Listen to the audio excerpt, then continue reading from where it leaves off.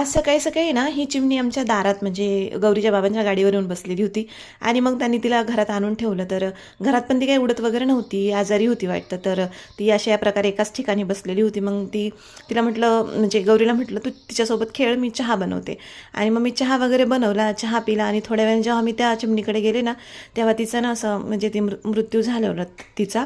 आजारी होती बहुतेक ती चिमणी. तर म्हणजे वाईट तर मला खूप वाटलं की म्हणजे एक जीव आपल्यासमोर गेला ना, त्याचं वाईट वाटत होतं. पण काय करणार, आपण तिला वाचू पण शकलो नाही. त्याच्यानंतर मग मी भाजी निवडायला घेते, तर गौरी माझ्यासोबत अशा प्रकारे भाजी निवडत होती. म्हणजे भाजी निवडायचं काम ते मी करत होते, पण तिला पसारा करायचा होता, काम काही नव्हतं. त्याच्यामुळं मग तिला काहीतरी काम पाहिजे ना, म्हणून ती अशा प्रकारे निवडत होती माझ्यासोबत. आणि मला खूप आवडलं, ती मला मदत करत होती. पण नंतर मला जेव्हा वाटलं ती मला मदत करते, तर तिने बघा घरात कसला धिंगाणा करून ठेवला. सगळीकडे जी भाजीची म्हणजे काड्या होत्या ना, सगळ्या फेकून दिल्यात इकडे तिकडे. आणि त्यावरच माझा दिवस गेला. तर असा होता माझा आजचा दिवस. भेटूया त्याच्या ब्लॉगमध्ये. बाय.